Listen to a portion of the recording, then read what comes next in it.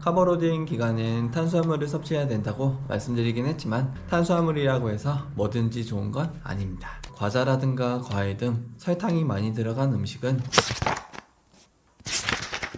안녕하세요, 책방러너입니다. 이번 주도 즐겁게 뛰고 계시나요?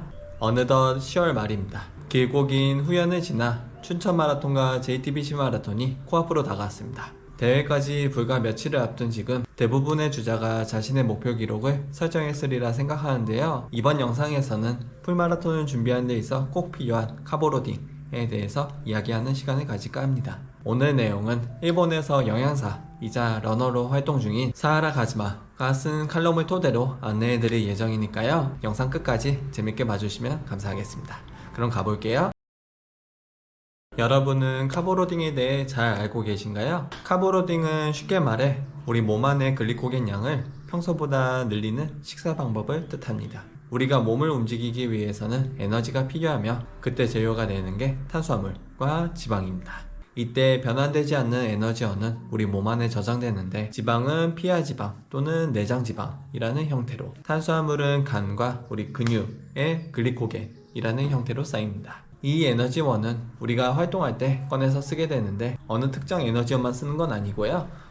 운동 강도에 따라 골고루 쓰게 됩니다. 걷기나 조깅 같은 저강도 운동에서는 지방 사용 비율이 높고요. 하프나 풀마라톤처럼 강도가 세고 오랜 시간 운동할 때는 탄수화물의 사용 비율이 올라갑니다. 하프 마라톤까지라면 괜찮지만 문제는 평소 글리코겐 저장량만으로는 풀마라톤 대회에서 내가 원하는 페이스로 끝까지 달리기가 어렵다는 점입니다. 따라서 우리가 마라톤 대회를 나갈 때는 카보로딩을 통해 글리코겐 저장량을 평소보다 늘려 후반부에 찾아오는 마라톤의 벽, 즉 글리코겐 고갈 시점을 최대한 뒤로 늦출 필요가 있다는 건데요. 우리 몸은 평소 간에 100g 그리고 근육에 300에서 400g 정도의 글리코겐을 저장할 수 있다고 알려져 있습니다. 그렇다면 카보로딩을 잘 진행할 경우 글리코겐 양을 얼마나 늘릴 수 있을까요? 이 사하라 가즈마라는 일본 영양사 말에 따르면 약 1.5배에서 2.5배까지 늘릴 수 있다고 합니다.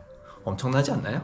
이 정도라면 오버페이스를 안 한다는 가정하에 30km, 35km, 나아가 40km 이상까지 페이스를 유지하면서 뛸 수 있을 것 같은데요. 게다가 카보로딩은 부상을 방지하는 데도 효과가 있죠. 마라톤 후반부 힘이 없어 억지로 달리다 보면 자세가 무너지고 이는 곧 근골격계에 부담을 줘 부상으로 이어집니다. 이때 카보로딩으로 글리코겐 고갈 시점을 늦추면 오랜 시간 폼을 유지하면서 부상 위험 또한 줄어들게 되는 것이죠. 단 여기서 주의해야 할 점이 있습니다. 에너지를 채운다고 해서 대회 당일 아침에 허겁지겁 먹는 사람도 있을 것 같은데요. 하지만 이는 소화기관에 부담을 줄 수 있으니까요. 그리 현명한 방법은 아니라고 말씀드립니다. 카보로딩은 어디까지나 전날 저녁 식사까지가 가장 중요하다는 것을 안내해드립니다. 일반적인 카보로딩은 다음과 같습니다. 카보로딩 하면 고탄수화물 식사를 하면 되는 거 아니냐고 생각할지 모르겠지만 사실 그것만으론 충분치 않습니다. 대회 전에 한번 고갈시켜주는 것이 보다 많은 글리코겐을 저장하기 위한 핵심 포인트입니다.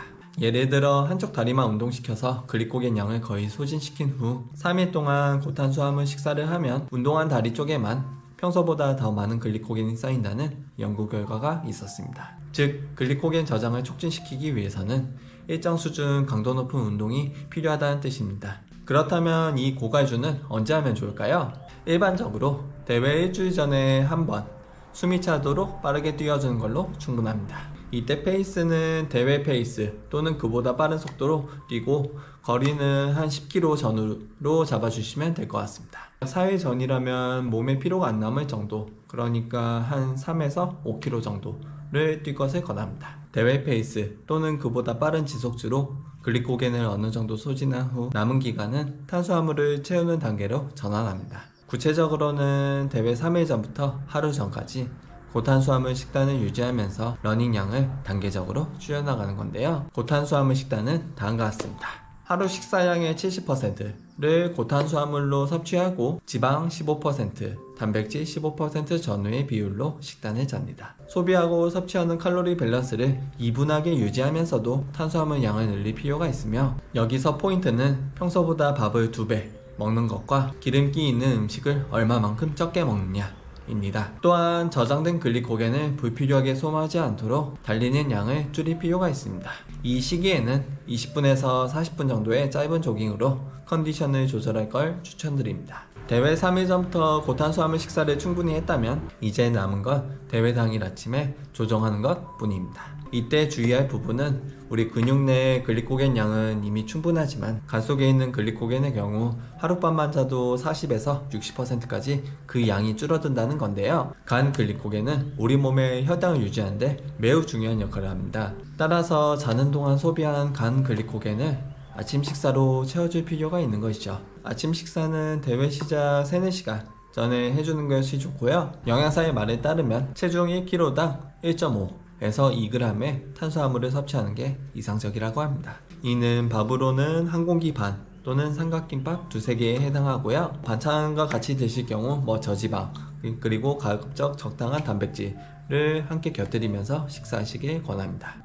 네, 이렇게 하면 준비 끝! 카보로딩 기간 동안 체중이 증가해서 조금 불안한 마음이 들 수도 있는데 우리가 먹은 탄수화물은 에너지원이 되는 과정에서 글리코겐 1g당 약 3g의 물 분자와 결합합니다. 그러니 대회 전에 살이 한 1-2kg 정도 쪘다고 해서 너무 우울해하지 마시고요. 오히려 글리코겐 로딩이 잘 되었다는 신호로 받아들이면 어떨까요?